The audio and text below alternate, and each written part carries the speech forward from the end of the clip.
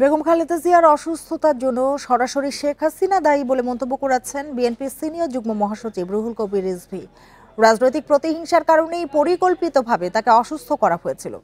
রাজধানীর নয়াপল্টনে খালেদা জিয়ার সুস্থতা কামনায় কৃষক দল আয়োজিত দোয়া মাহফিলে তিনি কথা বলেন। এদিকে ভিন্ন এক অনুষ্ঠানে স্থায়ী কমিটির সদস্য ডক্টর মঈন খান বলেন, আবারও সুস্থ হয়ে জনগণের মাঝে ফিরবেন দেশনেত্রী খালেদা জিয়া। বিজলি কেবলসের স্কিন কোটেড ইনসুলেশন আগুন প্রতিরোধী। বিজলি কেবলস, নিরাপদ আজীবন। রাজধানীর এভারকেয়ার হাসপাতালে গত 23 নভেম্বর নিউমোনিয়ায় আক্রান্ত হয়ে ভর্তি হন বেগম খালেদা জিয়া। তার অবস্থা এখনও সংকটময়। নিয়মিত বসছে মেডিকেল বোর্ডের বৈঠক। ধর্ম বর্ণ নির্বিশেষে পুরো জাতি তার সুস্থতার জন্য দোয়া করছেন।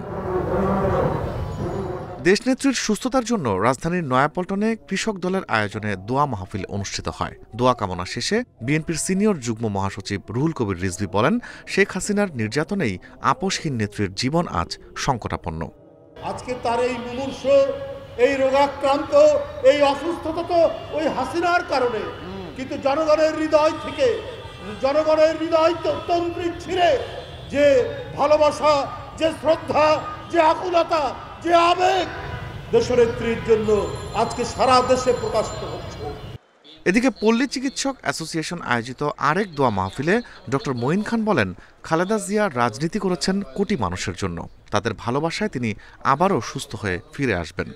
কোনো অন্যায়ের কাছে কোনোদিন তিনি মাথা নত করেন নাই।